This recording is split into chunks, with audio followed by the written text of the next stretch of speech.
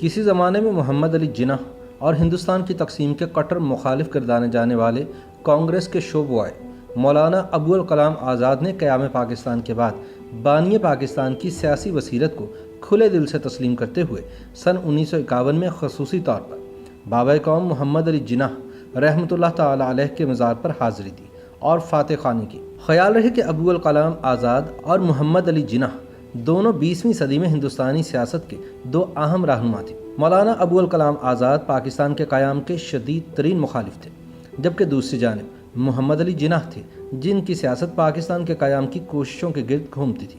جناح آزاد سے عمر میں 12 سال بڑے تھے، تاہم دونوں کی سیاسی زندگی کا آغاز کم و بیش ایک ہی زمانے میں ہوا۔ سیاسی میدان میں آزاد کے مقام کا اندازہ اس بات سے لگایا جا سکتا ہے کہ سن 1923 میں جب ان کی عمر محض 35 برس تھی، وہ انڈین نیشنل کانگریس کے صدر منتخب کر لیے گئے تھے۔ سن 1940 میں وہ ایک بار پھر انڈین نیشنل کانگریس کے صدر منتخب ہوئے اور 1946 تک اس عہدے پر فائز رہے۔ مولانا ابوالکلام آزاد ہندو مسلم اتحاد کے شدید حامی تھے اور متحدہ قومیت، ملی جلی تہذیب اور سامراج مخالف سیاست کے علمبردار تھے۔ یہ وہ مقام تھا جہاں سے جناح نے اپنا سیاسی سفر شروع کیا تھا، مگر وقت کے ساتھ ساتھ محمد علی جناح اچھی طرح سمجھ چکے تھے کہ ہندوؤں اور مسلمانوں کا ہندوستان میں ایک ساتھ رہنا مشکل ہے۔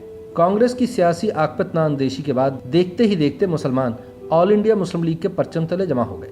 یہی وہ وقت تھا جب دوسری عالمی جنگ کے بعد کانگریس نے وزارتوں سے مستعفی ہونے کا اعلان کیا تو مسلم لیگ نے اس فیصلے پر یوم نجات منایا اور صرف 3 ماہ بعد پاکستان کے قیام کی قرارداد منظور کر لی۔ کم و بیش اسی زمانے میں ابوالکلام آزاد کانگریس کے صدر منتخب ہوئے تو محمد علی جناح نے انہیں کانگریس کے شو بوائے کا خطاب دیا۔ سن 1946 کے اواخر میں ہندوستان میں عبوری حکومت قائم ہوئی، جس میں انڈین نیشنل کانگریس اور آل انڈیا مسلم لیگ کے نمائندے شامل تھے۔ انڈین نیشنل کانگریس نے اس حکومت میں آزاد کو وزارت تعلیم کا قلمدان دیا۔ 1947 میں ماؤنٹ بیٹن آخری انگریز وائسرائے کے طور پر ہندوستان آئے تو انہوں نے بڑی سہولت سے پٹیل، نہرو اور گاندھی کو ہندوستان کی تقسیم پر راضی کر لیا، مگر یہ ابوالکلام آزاد تھے جو آخری وقت تک اس تقسیم کی مخالفت کرتے رہے۔ 14 اور 15 اگست 1947 کو ہندوستان تقسیم ہو گیا اور پاکستان اور بھارت کا وجود عمل میں آ گیا۔ ہندوستان کی نئی کابینہ میں بھی ابوالکلام آزاد وزیر تعلیم کی حیثیت سے شامل تھے۔ یہ وہ زمانہ تھا جب ہندوستان کے مسلمانوں پر عجیب اداسی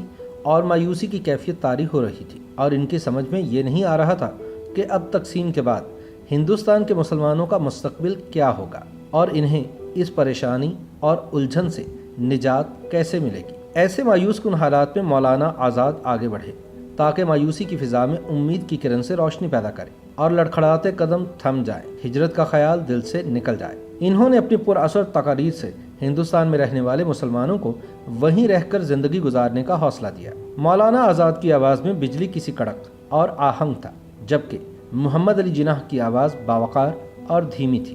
دونوں کے شخصی کردار بے داغ اور عامیانہ کمزوری سے بری، دونوں اپنے اپنے انداز میں بے لوث محب وطن تھے اور جذبہ آزادی سے منور۔ اختلاف تھا تو ذاتی نہیں، سیاسی، شخصی نہیں بلکہ نظریاتی۔ شاید یہی تناظر تھا کہ 19 جولائی سن 1951 کو تب انڈیا کے وزیر تعلیم ابوالکلام آزاد نے کراچی میں ایک روزہ قیام کے دوران اس خواہش کا اظہار کیا کہ محمد علی جناح رحمۃ اللہ علیہ کے مزار پر حاضری دینا اور فاتح پڑھنا چاہتے ہیں۔ انڈین ہائی کمشنر کی کوشش سے حکومت پاکستان نے آزاد کی اس خواہش کو ممکن بنا دیا، چنانچہ انہوں نے بانی پاکستان قائد اعظم محمد علی جناح رحمۃ اللہ تعالی علیہ کے مزار پر فاتحہ پڑھی اور پھول چڑھائے۔ اس موقع پر رئیس امروہوی نے ایک قطعہ تحریر کیا جس کا عنوان تھا حادثے۔ رئیس امروہوی نے لکھا کہ جو حادثہ بھی نہ ہو جائے آج کل کم ہے، ہمارا عہد ہے ایک عہد انقلاب ایجاد، بھلا یہ کس کو توقع تھی قبل ازیں اے دوست مزار قائد اعظم ابوالکلام آزاد۔ 22 فروری سن 1958 کو مولانا آزاد کا انتقال ہو گیا، جس کے بعد ان کی تہلکہ خیز کتاب انڈیا ونز فریڈم شائع ہوئی۔ آزاد نے اس کتاب میں لکھا کہ 10 سال بعد میں پیچھے مڑ کر دیکھتا ہوں تو تسلیم کرتا ہوں کہ محمد علی جناح رحمۃ اللہ علیہ نے جو کچھ کہا اس میں بڑا زور تھا۔ کانگریس اور مسلم لیگ دونوں کابینہ مشن منصوبے میں فریق تھیں اور ایسا مرکز، صوبوں اور گروپوں میں تقسیم کی بنیاد پر ہی ہوا تھا کہ مسلم لیگ نے منصوبے کو منظور کیا تھا۔ کانگریس نے شک کا اظہار کر کے دانش مندی کا ثبوت دیا اور نہ ہی وہ حق بجانب تھی۔ اگر وہ ہندوستان کے اتحاد کی حامی تھی تو اسے غیر مبہم انداز میں منصوبے کو منظور کر لینا چاہیے تھا۔ पसो पेश नहीं मोहम्मद अली जिन्नाह को हिंदुस्तान की तकसीम का मौका फराहम किया। इसी किताब के आखिर में मौलाना आज़ाद ने लिखा है कि पाकिस्तान की नई हुकूमत एक नाकाबिल तरदीद हकीकत है। हिंदुस्तान और पाकिस्तान दोनों के मफाद का तकाजा है कि वह बाहम दोस्ताना ताल्लुकात पैदा करें और ताउन पर अमल पैरा हों। इसके सिवा कोई दूसरी राह अमल इख्तियार की जाएगी तो तकालीफ, मुश्किलात और बदनसीबी में इजाफा होगा।